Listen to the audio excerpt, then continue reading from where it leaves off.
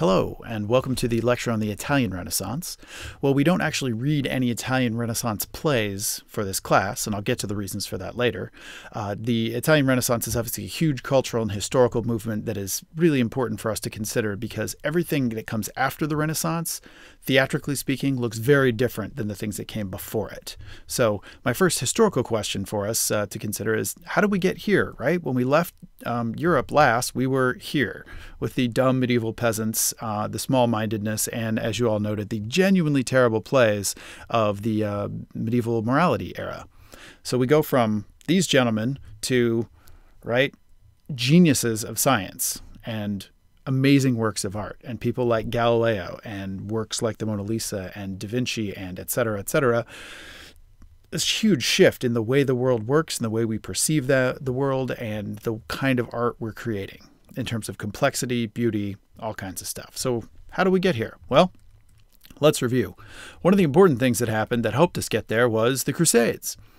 You may have heard a little bit about the Crusades, but basically over a 150 or so year period, we have various kings of Europe deciding that the Holy Land, Jesus's birthplace, right, Israel mainly, and then all throughout the Middle East, that the Holy Land needed to be taken back from the Muslims. And so for this stretch of time you see represented there, a king would gather up a giant army and trek across Europe, either by boat across the Mediterranean or by land across Eastern Europe and through Turkey and down into the Middle East and attack the Muslims that were occupied there, that lived there, and try to kick them out and take back Jerusalem. But without going into the big details of it, sometimes these crusades succeeded, sometimes they failed. The important thing was, at least in terms of developing the Italian Renaissance, the Crusades expose Europeans to a lot of Eastern cultures and Eastern trade opportunities, specifically spice trades. This is an old image of an Indian pepper farm, as in the country of India. And as soon as people started going down on the Crusades, they realized that there were some real opportunities here for spice trade, bringing various spices back to Europe. And we're talking about, you can make the modern equivalent of millions and millions of dollars selling spices to rich European people of all different kinds. And the reason I mention this is not only is there a little bit of international cultural diversity that develops through the Crusades. You wouldn't expect it. You would expect mainly, knights in suits of armor trying to kill Muslims. But unavoidably, there is a little bit of cultural diversity. And there's also a little cash inflow and experience of other cultures through the development of the spice trade. So Crusades, not really a very good thing, but had some positive side effects headed toward the Renaissance. Also, and we already mentioned this in the medieval theater lecture, the plague happens. And as we noted, the plague is really bad for most everybody. But if you survive it, there's a big economic bump. And in the wake of the plague, we start moving out of the medieval era's sort of stagnant economy and into a more vibrant Renaissance economy. The spice trade sure doesn't hurt that either. Then, the big invention that you've all heard of and you all know of, the printing press. And I'll explain why this is knowledge for the masses, sort of. But as you recall, during much of the Dark Ages and in some of the medieval era, the primary way in which knowledge of Greece and Rome was reproduced and shared was by monks in monasteries writing. And the monks just wrote and copied and kept it to themselves. So the knowledge wasn't really shared. Once the printing press is invented in a couple different places in Europe in the 1440s. Now we go from handwriting to typesetting, and mass production of knowledge and distribution of knowledge in the form of books is possible. Obviously, the most famous one we always talk about is the Gutenberg Bible. And there's Gutenberg in the background, and there's one of the surviving copies of his Bible. This project starts in about 1452.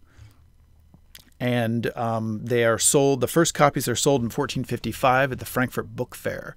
And this is a huge deal because now you, the everyday person, can purchase a copy of the Bible. Now, by everyday person, I mean not at all everyday person, because the equivalent cost of a Bible in this era is roughly the same as, a Ferrari would be today. So far and away beyond what most normal people can afford. Nonetheless, wealthy people have the opportunity to do this. The more important thing is the Bible, the Gutenberg Bible gets the ball rolling on printing. The result is by the 1500s, then, something like 100 million books were published in Europe over the course of the 1500s. That's a population of 80 million people and about 100 million books published. So we're getting knowledge out a little bit more. Now, still, the rich hold and own the vast majority of these millions of books that are published, but they're out there. And you, the everyday local worker, it doesn't cost a Ferrari to buy a New Testament anymore, right? An equivalent cost in the 1500s of a New Testament is more like a copy of the History of the Theater, for example, a used copy, but still. So I know all of you are rolling your eyes at the recollection of having to buy that book, but imagine if it was the first book you ever bought, and if it was a copy of the Bible, the instructions on how to get to heaven. Like, that's a pretty revolutionary thing. And so what we get is this explosion of knowledge throughout Europe. It kind of seeps its way out of monasteries and to the masses gradually overall, right? This creates the opportunity for us to have things like universities. This is an old medieval painting of a medieval university, and everybody in here in this university can have the same book with the same typesetting and the same words and the same pages, so that when I say turn to page 83 of a given book, everybody in there can look through and be reading the same thing. Or if you're communicating with another scholar in a different city, you can refer to the same thing. Knowledge is more easily distributed. So that certainly helps. The printing press is a big deal. And about the same time, the Ottoman Turks very conveniently invade Constantinople. And here are some great medieval renderings of what that invasion looked like, right? The Turks are Muslims. Constantinople, as you recall, is a Christian Orthodox city, is the seat of the Eastern Empire. And so when the Muslims take over and invade and sack Constantinople and change the name to Istanbul, they might be Giants fans. Pat yourself on the back right now. What happens is the exact opposite of the thing that happened about 1,000 years ago. So let's review. As you recall, about 1,000 years ago when Rome was sacked, all the Romans who had all of this ancient knowledge, these scrolls and tablets and all this ancient knowledge of ancient Greece and Rome, jumped on a boat and landed over there in Constantinople because it was safe. Rome was falling apart. The Eastern Orthodox Empire was safer. So these people are living in Constantinople. 1,000 years later, those people's descendants, right, look out of the city walls and see the Turks coming, and they know they're going to lose. And so they get on a boat. Actually, let's give them a more historically accurate boat here. There we go. They get on a boat with all of their ancestors' ancient Roman and Greek knowledge, and they get the hell out of there. And they come back to Italy. Not to Rome, but to Venice. Because Venice is one of the most stable, wealthy, powerful, and militarily relevant nations or regions really in Europe at this point. So these guys, their families, right, men and women and their kids, they get off the boat with all of their ancient Greek and Roman knowledge right about the same time that this guy named Aldus Manutius is setting up a printing press shop in Venice. And we've got all this knowledge that needs to be distributed to the masses. Here's a guy who's ready to do it. So those scrolls get translated into typeset books. Those books get distributed throughout Europe.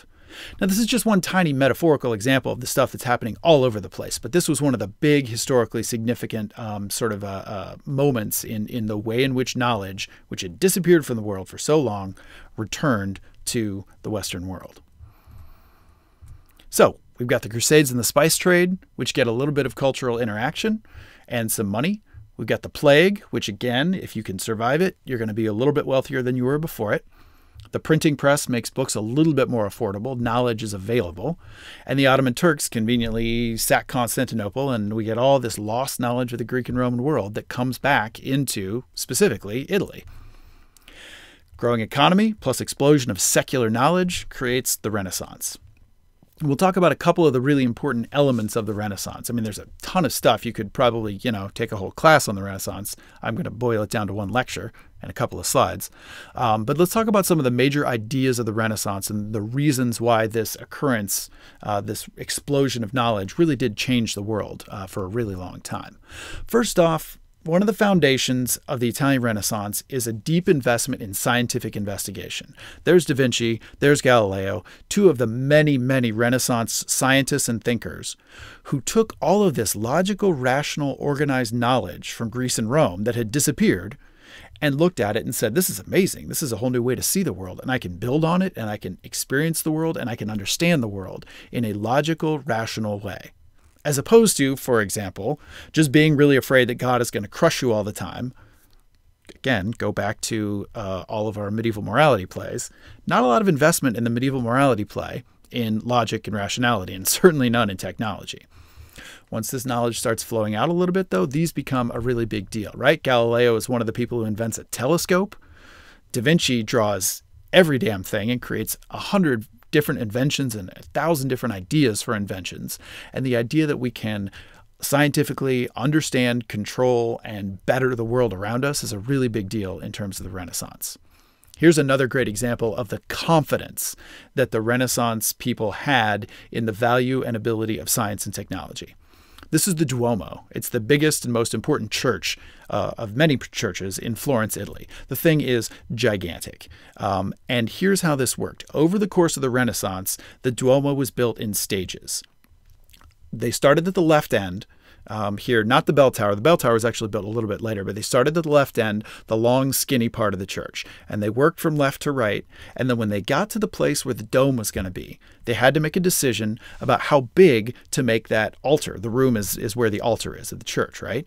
They made a decision to build the altar so big that current technology didn't have the ability to put a dome over it yet. And they knew that. They said, you know what, we're just going to build, in the tradition of the medieval Renaissance, we're just going to build a really big damn church.